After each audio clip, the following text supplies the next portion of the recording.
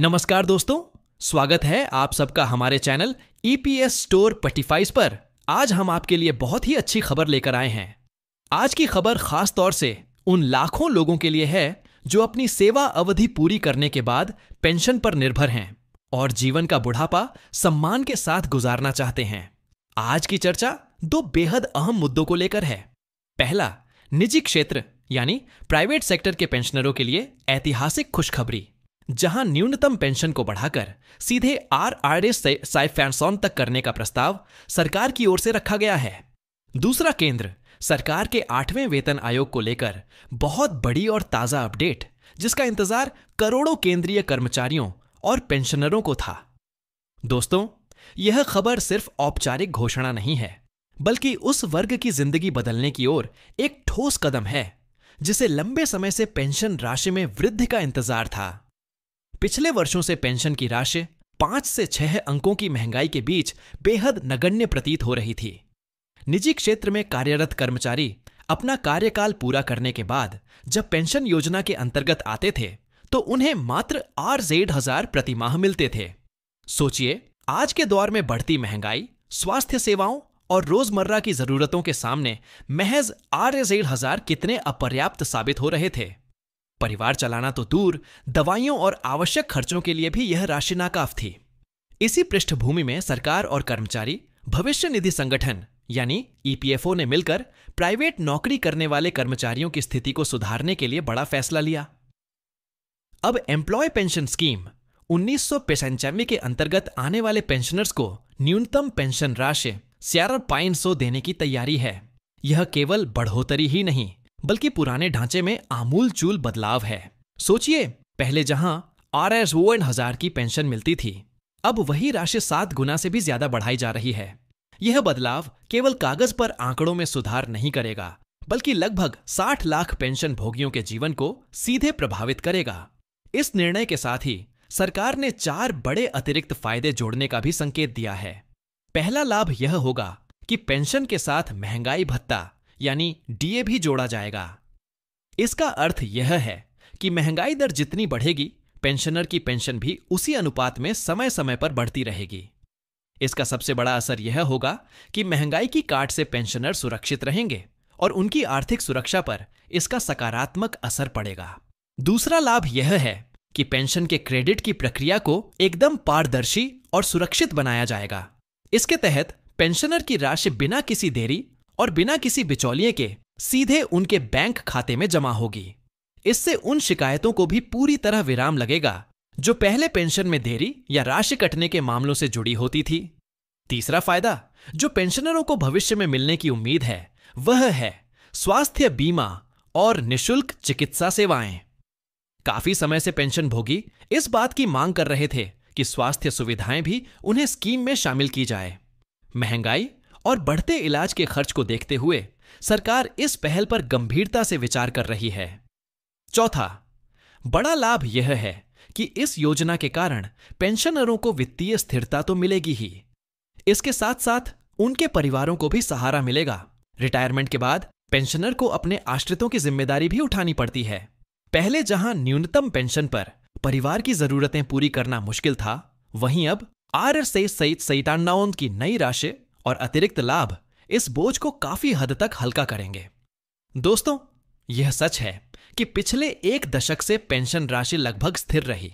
महंगाई दर लगातार बढ़ती रही, लेकिन पेंशन का स्तर वहीं का वहीं रहा। ऐसे में ज्यादातर पेंशनर्स अक्सर शिकायत करते नजर आते थे कि 1000 या 4000 जैसी राशि रिटायरमेंट के बाद का जीवन जीने के लिए पर्याप्त नहीं है। अब जब सरकार ने यह बड़ा कदम उठाया है, तो यह पेंशनरों के लिए किसी सौगात से कम नहीं है। इस योजना के लागू होते ही सबसे बड़ी राहत उन पेंशनर्स को मिलेगी जो अपने दैनिक खर्चों, दवाइयों, घर की जरूरतों और अन्य खर्चों को पूरा करने में संघर्ष कर रहे थे। यह कदम केवल आर्थिक दृष्टिकोण से ही नहीं, सामाजिक दृष्टिकोण से भी महत्व रखता है, क्योंकि यह पेंशनरों को सम्मानजनक जीवन जीने का अधिकार प्रदान करेगा। अब बात करते हैं दूसरी बड़ी खबर की। 8वें वेतन आयोग की देश भर में लंबे समय से अटकलें लगाई जा रही थी कि क्या सरकार 8वें वेतन आयोग का गठन करेगी या नहीं। केंद्रीय कर्मचारियों और पेंशनरों के बीच यह मुद्दा हमेशा से चर्चा का विषय रहा है। आखिरकार 12 अगस्त 2025 को राज्यसभा में वित्त राज्य मंत्री पंकज चौधरी ने साफ साफ कहा कि सरकार ने 8वें वेतन आयोग का गठन करने का फैसला ले लिया है। यह घोषणा करोड़ों सरकारी कर्मचारियों और पेंशनरों के लिए किसी उत्सव जैसी खुशी लेकर आई है। संसद में जैसे ही यह सूचना साझा की गई, उसके बाद सरकारी दफ्तरों और कर्मचारियों में इसे लेकर चर्चा तेज हो गई। विस्तार से बताएं तो सरकार ने इस आयोग के गठन से पहले सभी मंत्रालयों, राज्यों और विभागों से सुझाव मांगे थे। खासकर गृह मंत्रालय, रक्षा मंत्रालय, कार्मिक एवं प्रशिक्षण विभाग और विभिन्न राज्य सरकारों को पत्र भेजे गए। पहले चरण में 17 जनवरी 2025 और फिर 17 फरवरी 2025 को सुझाव भेजने के लिए नोटिस जारी किए गए थे। हालांकि अब तक सीमित संख्या में सुझाव प्राप्त हुए हैं, मगर सरकार ने स्पष्ट कर दिया है कि टर्म्स ऑफ रेफरेंस यानी कार्य क्षेत्र और दायरे को अंतिम रूप देने के बाद अधिसूचना जारी कर दी जाएगी। इसके बाद आयोग के अध्यक्ष और सदस्यों की नियुक्ति भी कर दी जाएगी। संसद के भीतर सरकार से जब यह सवाल पूछा गया कि कमसफ क्या देश की आर्थिक स्थिति कमजोर है और क्या इसी कारण वेतन आयोग में देरी हो रही है, तो वित्त राज्य मंत्री ने स्पष्ट जवाब दिया।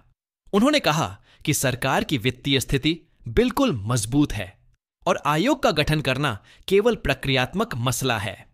अब यह संकेत साफ है कि 8वें वेतन आयोग को 1 जनवरी 2026 से लागू करने की तैयारी होगी। इसका अर्थ यह है कि जब नया वेतन आयोग लागू होगा तो कर्मचारियों के वेतन और पेंशन में नई वृद्धि देखने को मिलेगी। सरकार ने यह भी कहा कि अगर समय रहते सभी जरूरी सुझाव और दस्तावेज मिल जाते हैं तो इसे समय पर लागू कर दिया जाएगा। इस आयोग के गठन और लागू होने से न केवल केंद्रीय कर्मचारियों को फायदा होगा, बल्कि सेवानिवृत्त कर्मचारियों को नई पेंशन संरचना का लाभ भी मिलेगा। हर वेतन आयोग की तरह इस बार भी उम्मीद है कि महंगाई भत्ता, वेतन, ग्रेड पे और पेंशन में बड़े स्तर पर सुधार होंगे। दोस्तों, जब हम पेंशन और वेतन आयोग के बारे में बात करते हैं तो यह सिर्फ रकम की बात नहीं होती। यह उन लाखों परिवारों की बात होती है जिनका जीवन इस पर निर्भर करता है। सरकार का यह निर्णय सामाजिक सुरक्षा की दिशा में एक अभूतपूर्व कदम है। अब आप कल्पना कीजिए, एक तरफ जब निजी क्षेत्र के लगभग 60 लाख पेंशनरों को 1700 की न्यूनतम पेंशन मिलेगी, महंगाई भत्ता भी उनसे जोड़ा जाएगा, स्वास्थ्य सेवाएं भी धीरे धीरे शामिल की जाएंगी, तो निश्चित ही उनका जीवन आसान होगा।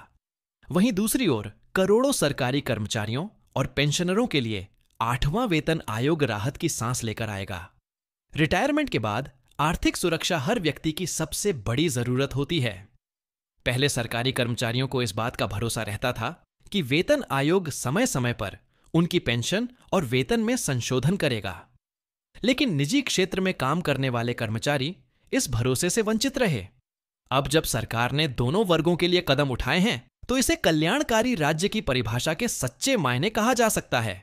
इस पूरे परिदृश्य से यह संदेश भी स्पष्ट होता है कि सरकार रिटायरमेंट के बाद भी देश के नागरिकों को अकेला नहीं छोड़ेगी, चाहे वह पेंशन राशि बढ़ाना हो, महंगाई भत्ता जोड़ना हो या फिर वेतन आयोग का गठन करना हो। हर फैसला इसी दिशा की ओर संकेत करता है।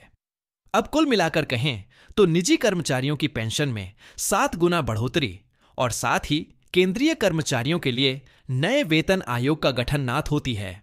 दोनों ही 7 फैसले भारतीय कार्यबल और सेवानिवृत्त नागरिकों के लिए मील का पत्थर साबित होंगे।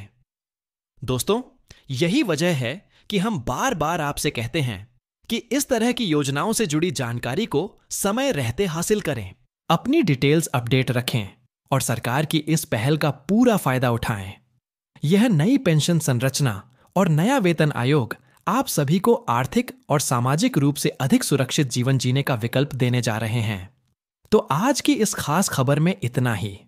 आप सभी पेंशनर्स और कर्मचारियों को एक बार फिर से इस खुशखबरी की बधाई कि अब प्राइवेट सेक्टर के लिए न्यूनतम पेंशन की राशि RSN तय करने का फैसला लगभग तय माना जा रहा है और साथ ही 8वें वेतन आयोग का गठन भी हो चुका है, जो 1 जनवरी 2026 से लागू किए जाने की उम्मीद है। आने वाले महीनों में इस संबंध में अधिक आधिकारिक अधिसूचनाएं जारी होंगी और हम आपको हर अपडेट समय समय पर पहुंचाते रहेंगे। अगर आप इस चैनल पर नए हैं तो आप सब्सक्राइब करें। धन्यवाद।